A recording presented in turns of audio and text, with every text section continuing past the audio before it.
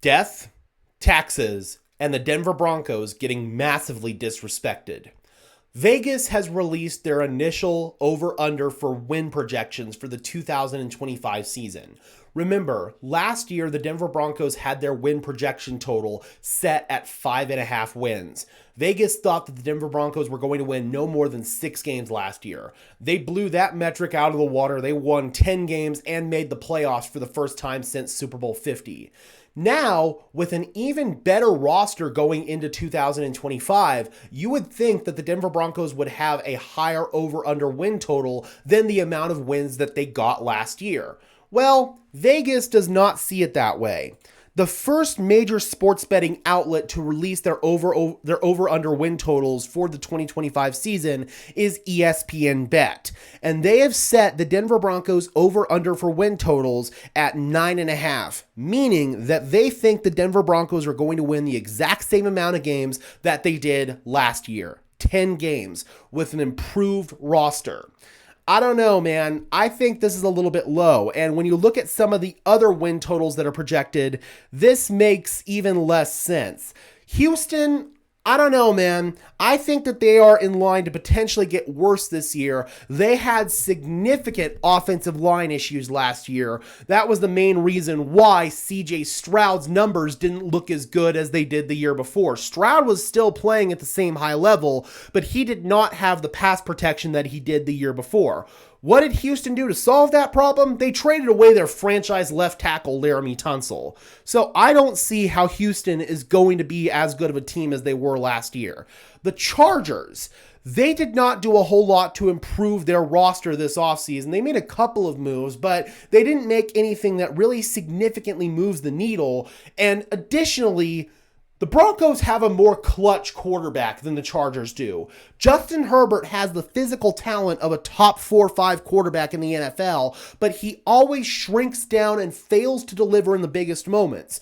Bo Nix plays his best football in the biggest moments when he needs to deliver. You look at the Cincinnati Bengals. Good luck, Cincinnati. You guys are going to be all offense in 2025. You guys are completely neglecting your defense. You're neglecting your offensive line. You've signed Joe Burrow, Jamar Chase, and T. Higgins to these big extensions. They're taking up such a significant number of your cap space that I don't know how they're going to be able to field a competitive roster around them. We look at Kansas City, where their biggest detriment last year was their offensive line issues, and then they decide to trade away, in my opinion, their second best offensive lineman in Joe Thuney. I don't understand that. So I don't get why the Chiefs are getting such a high win total. Of course, they're getting it because they're the Chiefs, but that's just not a metric I agree with. I don't see the Chiefs as a 12-win football team next year. Baltimore Ravens, I understand it. Buffalo Bills, absolutely get it. Then we look at some of these other teams here. We look at the Jacksonville Jaguars at 6.5. Honestly, I think that's a little bit low. I think that the biggest problem for the Jags last year was coaching. Doug Peterson was in way over his head towards the end of that tenure. The run game was an absolute disaster from a coaching perspective. And I think that bad coaching in Jacksonville was making Trevor Lawrence look a lot worse than he actually was. I think Jacksonville has a chance to rebound big time this year. I'm a little bit higher on them than Vegas is here with 6.5 projected wins. The rest of this, honestly, checks out pretty well. Maybe I'm a little bit higher on the Raiders than some people are. We'll talk about that a little bit later on, but I don't see the Raiders as a playoff team when you have 3 borderline playoff teams in your division ahead of them. So the rest of this, I don't have a whole lot of problem with in the AFC, but when we get to the NFC, I've got more problems. We've got the 49ers here listed at 10.5 projected wins when their roster got worse this offseason. I don't see the 49ers being the second best team in the NFC. Way too low on the Lions, way too low on the Commanders. Rams, yeah, I can agree with that actually. Packers, little low, I'd say. Bucks, yeah, that's fine. Bears at 8.5 wins. I don't know about that one, Bob. I don't think that the Bears are going to make a significant improvement in their win total like that. I don't think Caleb Williams is going to rise to the occasion. He hasn't shown me anything that's going to indicate that he will. Their offensive line got a lot better. So if there is one reason why the Bears might get better as a football team, it's because they have better trench play, but I still have a lot of questions with them. Arizona at 8.5 wins, I don't know. Seattle at 8.5 wins with Sam Darnold, I don't know.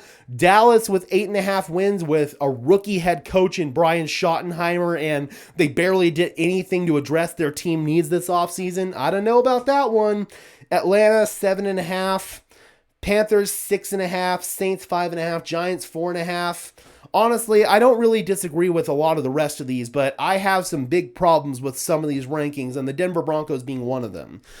Let's go ahead and take a look at the Denver Broncos opponents for the 2025 season, and let's just do a quick, way too early win-loss prediction. Now, this is not the order that the schedule will be. We'll find that out in May, but we do know who the opponents the Denver Broncos are going to face in 2025 will be. So we obviously have our division opponents at home and on the road.